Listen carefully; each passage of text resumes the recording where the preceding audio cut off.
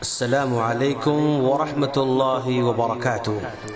ناظرین، ہم چاہتے ہیں کہ ہر مسلمان مرد و عورت نماز کے معاملے میں پیارے نبی صلی اللہ علیہ وسلم کی پیروی کرے اور آپ صلی اللہ علیہ وسلم کے اس قول کی عملی تفسیر بن جائے۔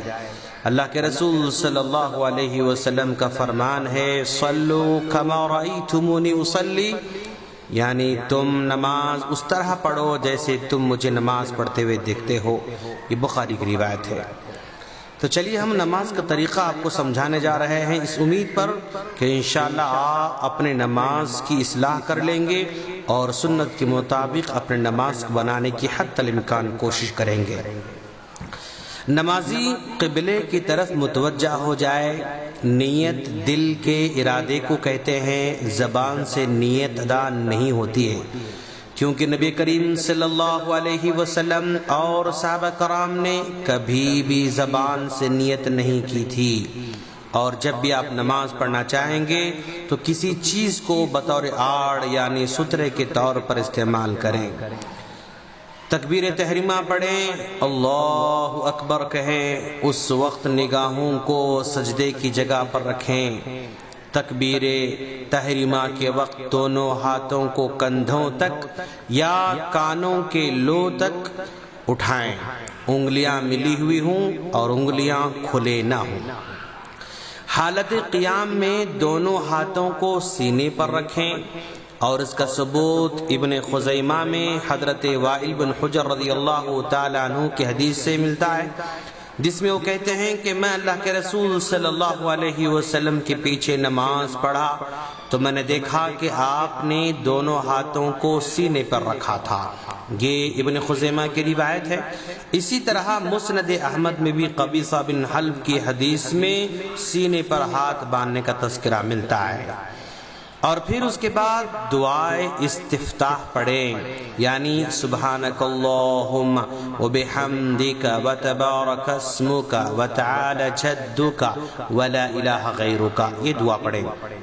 اور اس کے بعد سورہ فاتحہ پڑھیں، چاہے امام ہو یا مقتدی ہو، اکیلے ہوں یا جماعت کے ساتھ نماز پڑھ رہے ہوں، کیونکہ اللہ کے رسول صلی اللہ علیہ وسلم کا ارشاد ہے، سورہ فاتحہ کے بغیر نماز نہیں ہوتی۔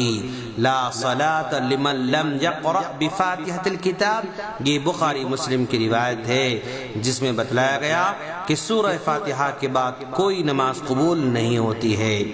اور سورہ فاتحہ کے ختم کے بعد آمین کہیں۔ جہری قرات والی نمازوں میں اونچی آواز سے آمین کہیں اور سری نمازوں میں آہستہ آمین کہیں۔ پھر اس کے بعد قرآن مجید میں سے جو کچھ یاد ہو تلاوت کریں۔ حالت قیام میں نگاہیں سجدے کی جگہ رکھیں۔ تلاوت سے فارغ ہونے کے بعد تکبیر کہتے ہوئے رفع الیدین کرتے ہوئے رکوع میں جائیں۔ جب رکوع میں جائیں گے تو رکوع کی حالت میں سر کمر کے برابر سطح پر ہونا چاہیے۔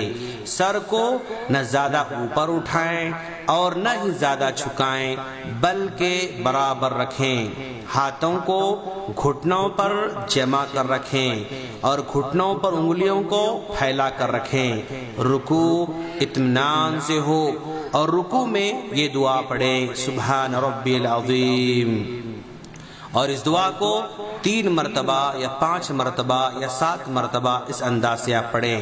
حالت رکوع میں آپ اپنی نگاہوں کو سجدے کی جگہ رکھیں گے۔ پھر رکوع سے اٹھتے ہوئے رفع الیدین کریں اور سمیع اللہ لمن حمدہ پڑھتے ہوئے سر اٹھائیں۔ امام ہو یا مقتدی ہو، اکیلے ہوں یا جماعت کے ساتھ ہوں، یہ دعا ضرور پڑھیں۔ رکوع سے دوبارہ کھڑے ہو کر مقتدی اطمینان سے ربنا ولک الحمد پڑھے۔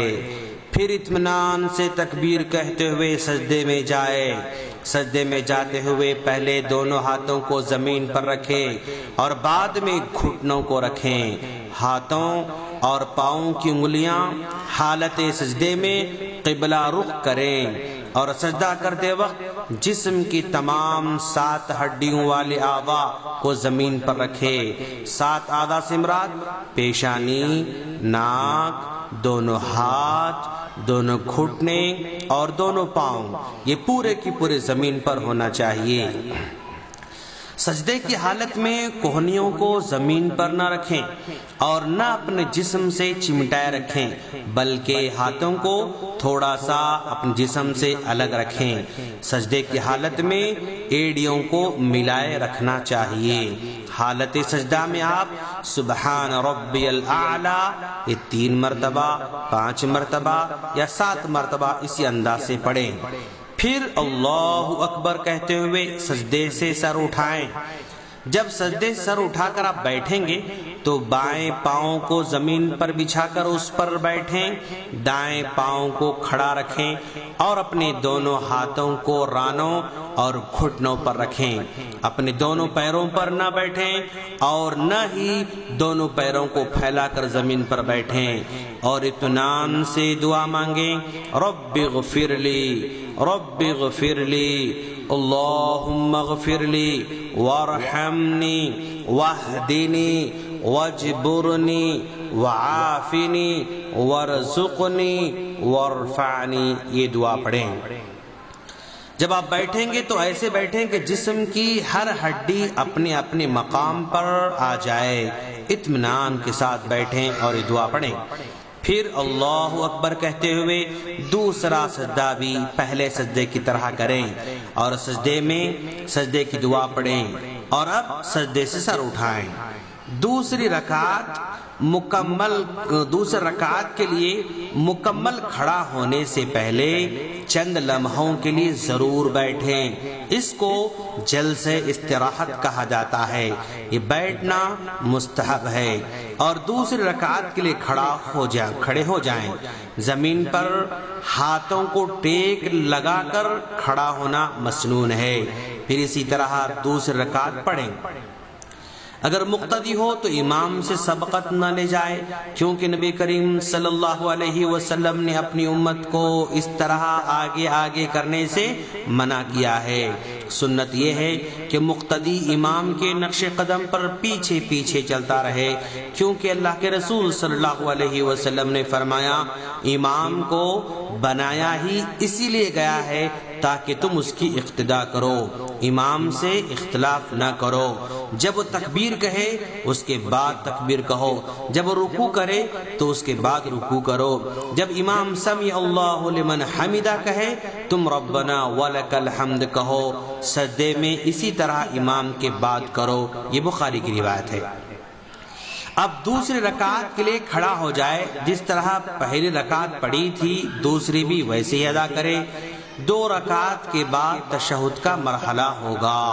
تشہد کا طریقہ یہ ہے کہ دوسرے سجدے کے بعد اس طرح بیٹھا جائے کہ دائیں پاؤں کو زمین پر کھڑا کریں، بائیں پاؤں کو بچھائیں، دائیں ہاتھ کی سیدھی ران پر رکھیں اور بائیں ہاتھ کو بائیں ران پر رکھیں۔